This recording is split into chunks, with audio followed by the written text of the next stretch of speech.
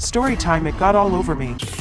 In middle school I broke all the rules, and so I was pretty much always in trouble. I'm not proud of everything I did at that time, but putting myself in all those high-stress situations is the only reason I survived the worst day of my life. I was just walking around one day when I came to this huge barn that seemed empty and abandoned. Of course, just looking at the outside wasn't enough. I needed to go inside. It took a minute to find a good way in, but when I did I had no idea I was walking into a chilling reality. The first thing I noticed was how many flies there were. I remember thinking it was bizarre for there to be so many in an abandoned barn. I walked further into the barn, and besides the flies I was thinking it could be a good place to hang out. That is until I found the first box. At first I was curious, but when I reached out to open it up, I felt a wave of panic that I couldn't explain. I decided to leave the box alone and walk around some more. I wasn't looking for a hayloft, but I found a ladder, and thank goodness I did. I don't know what would have happened if I had not been in the hayloft when I was. As soon as I made it up the ladder, I noticed more boxes like the one I almost opened. I figured it was a sign, and I should finally open one, and I was going to, but that's when I heard it. A car pulled up to the barn, parked, and someone got out. I wasn't really doing anything wrong, but I knew I needed to hide like my life depended on it. I found out later that it did. I saw space underneath the boxes in the hayloft that I could fit under, so I tried to squeeze in the spot. When I did, I kicked the box, and what happened next would have made me run out of there if I could. Something or someone inside the box banged back, and before I could process what happened, I heard a man shout, "Shut up there." My heart was racing, and I thought I might be sick when I heard the ladder creak. I just laid there under the box and tried not to breathe as I heard footsteps getting closer and closer. If I wasn't used to being in crazy situations, I would have lost it because it got worse. Whoever was up there with me dropped a huge bag right on the floor next to me. My heart sank when I heard my ringtone blaring, and couldn't have been more relieved when I realized it wasn't my phone. I listened as the man went back down the ladder and out of the barn. I waited a couple minutes, and then I got out of there as fast as I could. I was running away from the barn, and I finally noticed the bag that the man dropped on the floor was oozing a dark red liquid. It got all over me.